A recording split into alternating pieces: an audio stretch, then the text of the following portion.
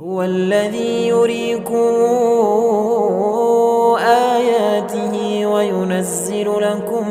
من السماء رزقا وما يتذكر إلا من ينيب فادعوا الله مخلصين له الدين ولو كره الكافرون رفيع الدرجات ذو العرش يلقي الروح من أمره على من يشاء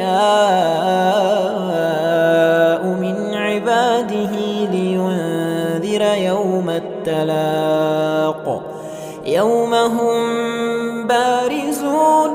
لا يخفى على الله منهم شيء لمن الملك اليوم لله الواحد القهار